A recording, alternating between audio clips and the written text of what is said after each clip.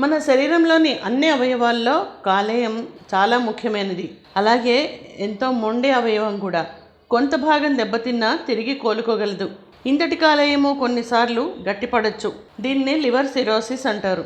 ఇది చాలా తీవ్రమైన సమస్య. దీనికి రకరకాల అంశాలు కారణమవుతూ ఉంటాయి. ఇందులో ఏర్పడిన మచ్చ భాగం నెమ్మదిగా ఆరోగ్యంగా ఉన్న కణజాలానికి విస్తరిస్తుంది. క్రమంగా రక్త ప్రసరణకు అడ్డు తగులుతుంది. దీంతో కాలేయం చేయాల్సిన పనులు కష్టమవుతాయి. విషతుల్యాల వడపోత, పోషకాలు, మందుల విభజన, ప్రోటీన్ల తయారీ వంటి పనులన్నీ పడకేస్తాయి. చివరికి కాలేయం పూర్తిగా పనిచేయలేని స్థితికి చేరుకుంటుంది. అయితే ఈ సిరోసిస్కి సంబంధించిన లక్షణాలు ఏ విధంగా ఉంటాయి? కాలేయం గట్టిపడుతున్నా మొదట్లో పెద్దగా లక్షణాలు ఏవి ఉండవు. సమస్య తీవ్రం అవుతున్న కొద్దీ త్వరగా అలసిపోవటం, ఆకలి తగ్గటం వంటివి మొదలవుతాయి. చర్మం పాలిపోవచ్చు, దురద పెట్టొచ్చు, కమిలిపోవచ్చు, మూత్రం ముదురు రంగులోకి మారుతుంది. ఒంట్లోంచి బయటకు వెళ్లకుండా ఉన్న ద్రవాలు పేరుకుపోవటం వల్ల కడుపు, కాళ్ళు ఉబ్బుతాయి. కొందరికి వికారంగా అనిపించవచ్చు. కొన్నిసార్లు మెదడు మొద్దుబారొచ్చు, మతిమరుపు ఆరంభం కావచ్చు. అయితే ఈ విధంగా జరగడానికి గల కారణాలు ఏంటో చూద్దాం. కాలేయం గట్టిపడటానికి రకరకాల అంశాలు దోహదం చేస్తూ ఉంటాయి. వీటి గురించి తెలుసుకుంటే ముందుగానే జాగ్రత్త పడటానికి వీలుంటుంది. అతిగా మద్యం తాగటం వల్ల కాలేయం ఉబ్బుతుంది. కాలేయానికి కొవ్వు పడుతుంది. ఇది చివరకు కాలేయం గట్టిపడటానికి దారితీస్తుంది. అయితే ఇది నెమ్మదిగా కొనసాగుతూ వచ్చేది కావటం వల్ల చాలా మంది దీన్ని గుర్తించలేరు. కొందరు మద్యం తాగితే గుండెకు మంచిదని భావిస్తూ ఉంటారు. నిజానికి దీంతో అనగూరే లాభాల కన్నా నష్టాలే ఎక్కువగాని గుర్తించాలి. మద్యం అలవాటు లేనివారు దీని జోలికి వెళ్ళకపోవటమే మంచిది. ఒకవేళ అలవాటు ఉంటే పరిమితి మించకుండా చూసుకోవాలి. కొందరికి మద్యం అలవాటు లేకపోయినా కాలేయానికి కొవ్వు పట్టొచ్చు. దీనికి ఖచ్చితమైన కారణం ఏమిటన్నది తెలియదు. కానీ అధిక బరువు, మధుమేహం, అధిక కొలెస్ట్రాల్, అధిక రక్తపోటు కలవారికి వచ్చే అవకాశం ఎక్కువ.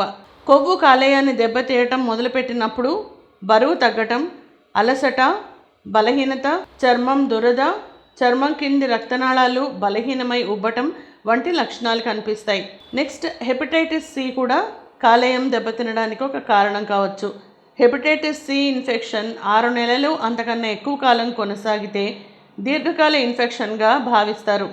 ఇది కాలేయం గట్టిపడటానికి దారితీయొచ్చు. రకరకాల హెపటైటిస్కు ప్రధాన కారణం హెపటైటిస్ సి వైరస్. కొన్ని రకాల మందులు, బ్యాక్టీరియా, ఇతర వైరస్లు రోగనిరోధక శక్తి పొరపాటున మన శరీరం మీద దాడి చేయటం వంటివి దీనికి కారణం కావచ్చు. ఈ ఇన్ఫెక్షన్ కలవారిలో అసురక్షిత శృంగారం జరపటం, వారి రక్తం, జననాంగ స్రావాలతోనూ హెపటైటిస్ సి ఇతరులకు అంటుకుంటుంది. మాదక ద్రవ్యాలు వాడేవారు ఒకరి సూదులను మరొకరు పొడుచుకోవడంతోనూ వ్యాపిస్తుంది. కాలేయం నుంచి పిత్తాశయానికి పైత్యరసం తీసుకువెళ్లే నాళాల సమస్యలు కాలేయ జబ్బుకు దారితీయవచ్చు. ఈ నాళాలు సన్నబడినా, అడ్డంకులు ఏర్పడినా కాలేయంలో పైత్యరసం పేరుకుపోతుంది. దీంతో కాలేయం ఉబ్బి దెబ్బతినే ప్రమాదం ఉంది. కారణాన్ని బట్టి డాక్టర్లు దీనికి చికిత్స చేస్తారు. చిన్న శస్త్రచికిత్సతో నాళాలను తెరుస్తారు. నొప్పులు తగ్గటానికి వాడే మెథట్రిక్సేట్, క్షయ చికిత్సలో వాడే ఐసోనియాజిడ్ వంటి మందులు కాలేయాన్ని దెబ్బతీసే అవకాశం ఉంది. కొన్ని రకాల యాంటీబయాటిక్స్, కొలెస్ట్రాల్ని తగ్గించే స్టాటిన్లు కూడా కాలేయానికి విఘాతం కలిగించవచ్చు.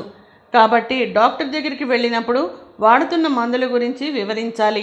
కొత్త మందులు వాడినప్పుడు అలసటగా అనిపించినా, వికారంగా ఉన్నా, శరీరం దురద పెడుతున్నా, మొత్తంగా ఏదో బాగా లేదని అనిపించినా వెంటనే డాక్టర్ దృష్టికి తీసుకువెళ్ళాలి. సిరోసిస్ లివర్ని ఏ విధంగా నిర్ధారిస్తారు? ఆయా లక్షణాలను బట్టి డాక్టర్లు సమస్యను గుర్తిస్తారు. కాలేయ సామర్థ్య పరీక్షలు, అల్ట్రాసౌండ్, ఎంఆర్ఐ పరీక్షల ద్వారా కాలేయం గట్టిపడటాన్ని నిర్ధారిస్తారు. అవసరమైతే కాలేయం నుంచి చిన్న ముక్కను బయటకు తీసి పరీక్షిస్తారు. అయితే దీనికి చికిత్స ఏంటి ఇప్పుడు తెలుసుకుందాం. కాలేయంలో అప్పటికే పడిన మచ్చ భాగాన్ని నయం చేయటం అసాధ్యం. కానీ అది త్వరగా ముదరకుండా చూడొచ్చు, నిలువరించవచ్చు. మద్యం అలవాటు ఉంటే వెంటనే మానేయాలి. బరువు తగ్గితే కాలేయంలో కొవ్వు తగ్గే అవకాశం ఉంది. ఇన్ఫెక్షన్లు, పైత్యరసనాళాల్లో అడ్డంకులు వంటి సమస్యలుంటే తగు మందులు ఇస్తారు. ఆయా కారణాలను తొలగిస్తే సమస్య ముదరకుండా చూసుకోవచ్చు. సో ఇది కాలేయం గురించి చిన్న ఇన్ఫర్మేషన్.